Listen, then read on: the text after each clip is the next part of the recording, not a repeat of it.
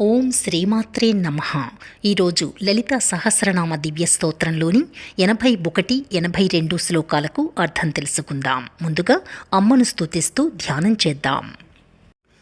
అరుణాం కరుణాతరంగితాక్షీం ధృతపాశాంకుశపుష్పబాణచాపాం అణిమాదిభిరావృతాం మయూఖైర్ అహమిత్యేవ విభావయే భవానీం ధ్యాయేత్ పద్మాసనస్థాం వికసితవదనాం పద్మపత్రాయతాక్షీం హేమాభాం పీతవస్త్రాం కరకలితలసద్ధేమ పద్మాం వరాంగీం సర్వాలంకారయుక్తాం సతతమభయదాం భక్తనమ్రాం భవానీం శ్రీవిద్యాం శాంతమూర్తిం సకలసురనుతాం సర్వసంపత్ప్రదాత్రీం సకుంకుమవిలేపనాం అళికచుంబికస్తూరికాం సమందహసితేక్షణాం ససరచాపపాశాంకుశాం అశేషజనమోహినీం అరుణమాల్యభూషాంబరాం జపాకుసుమభాసురాం జపవిధౌ స్మరేదంబికాం.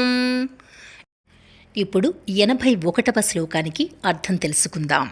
పరా ప్రత్యక్షతి రూపా పశ్యంతి పరదేవత మధ్యమా వైఖరి రూపా భక్తమానసహంసికా.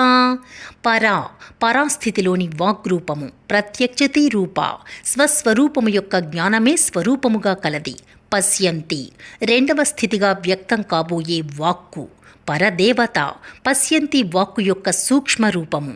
మధ్యమ పశ్యంతి వైఖరి వాక్కులకు మధ్య ఉండు స్థితికి సంబంధించిన వాక్కు. వైఖరి రూప స్పష్టముగా వ్యక్తమైన వాక్కు. భక్త మానస హంసిక భక్తుల యొక్క మనస్సులందు విహరించు ఆడు హంస. ఇప్పుడు 82వ శ్లోకం.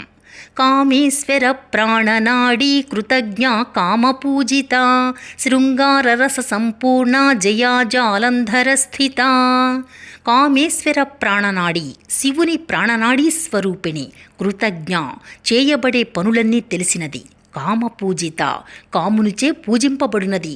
శృంగార రస సంపూర్ణ శీర్షములతోనూ కోణముల చేతను నవరసాది నావముల చేతను కూడి నిండుగా ఉంది.